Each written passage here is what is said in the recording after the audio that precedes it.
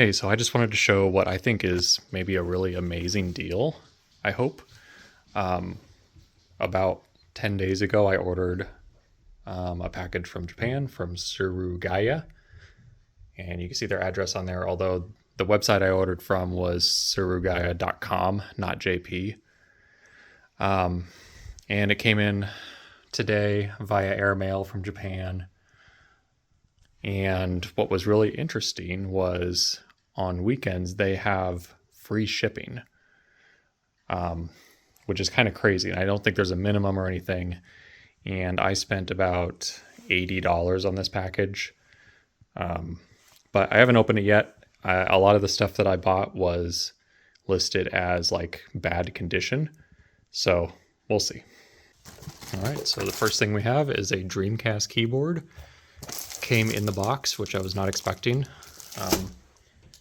The Dreamcast keyboard cost $4.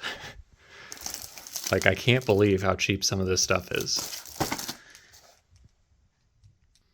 And I gotta say, the Dreamcast keyboard, much cooler looking than the American keyboard. It's compact, uses the same layout more or less, although I think some of the like apostrophes and stuff are in weird places, so it might make typing of the dead a little more difficult, but it's just an awesome keyboard. $4. All right, next we got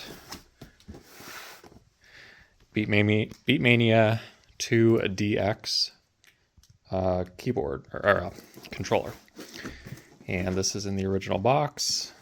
It's for PS2, I believe, or maybe PS1. I think it's PS2.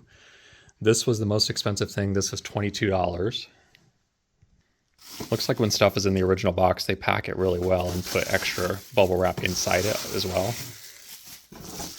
You know, probably if they don't have the inner cardboard. This is a really heavy controller.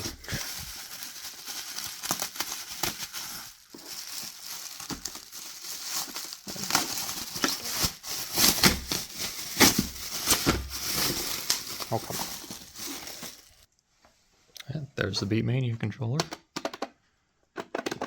Looks like it's in really good shape.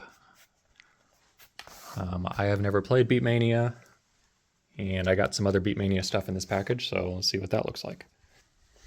Okay, but before that, we got a Super Nintendo mouse and the original plastic mouse pad. You know, this was one where it said the condition was difficult, which I think is a translation of like poor, I guess.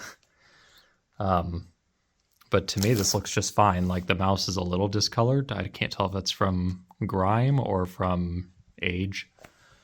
But this mouse and mouse pad was $7.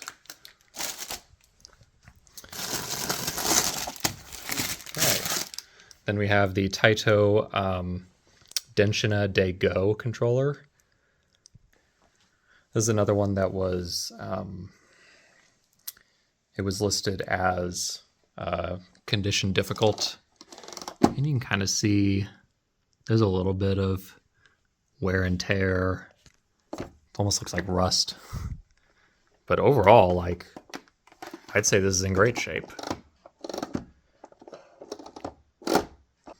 This was $7.50.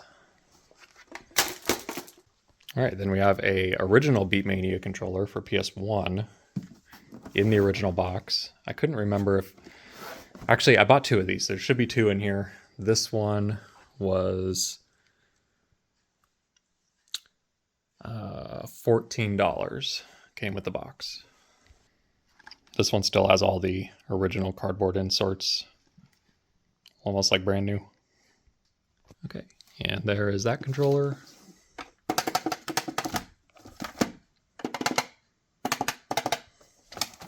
Seems to be in perfect condition.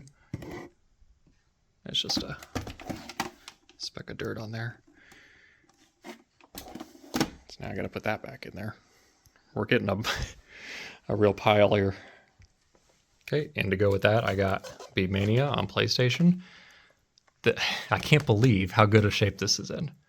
This was $3 for an original copy of Beatmania. Oh, that's so cool. Hello. Got the instructions in there. It's got all the inserts. And I guess Japanese games just come in. Oh, it's a 2-disc thing. I didn't even know that. Awesome. Then we've got this one here, which is another Beatmania controller. Same as that one. This one did not come in the box. This one was, let me check my list. This one was $6. So now I can play multiplayer Beatmania. This one was another one that was listed as condition is difficult, but again, I'm not seeing anything that would prevent this from being used. It's very loud.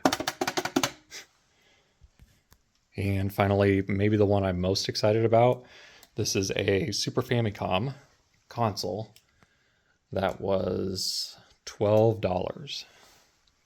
And I'm really curious, it was listed as difficult condition. There was no box, no cords or anything. One thing I've learned is that, like, it seems like by default in Japan, if you're buying an old game thing, it's like assumed that it comes with the box. And so, like, that Dreamcast keyboard didn't even list the box, but all the ones that list, sorry, that's my dog. All the ones that listed no box definitely came with no box, and they made a point to point it out. All right, and there is our Super Famicom. Whoa, did you see the light flick on? There was still some juice in the capacitors, I guess. I am very excited about this.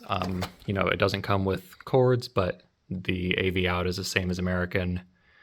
The only thing is I'll have to find a DC input, but it's a fairly standard barrel size, I believe. Yeah, it is yellow.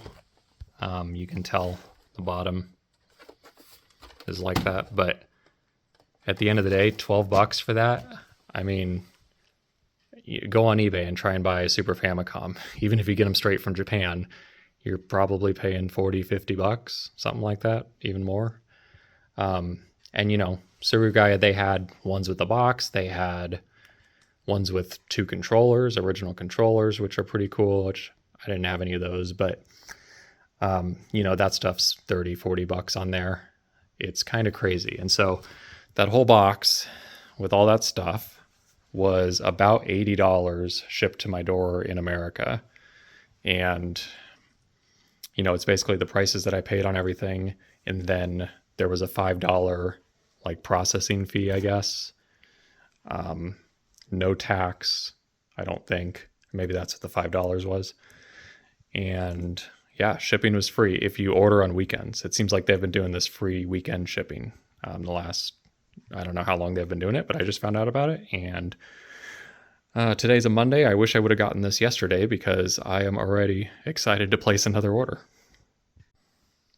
Oh yeah, one thing I forgot to mention is when you order from the .com, you don't need to use any sort of like third-party proxy service or, you know, anything like that, like you normally would when you order from Japan. They just ship directly to you, and it's super simple. You know, all the prices are listed in yen, but it'll tell you the US prices, and then you pay in yen, but it you know, it tells you when you're checking out how much that translates to in US dollars. It's kind of crazy. I don't know. I think we're going to put them out of business if I keep ordering stuff like this.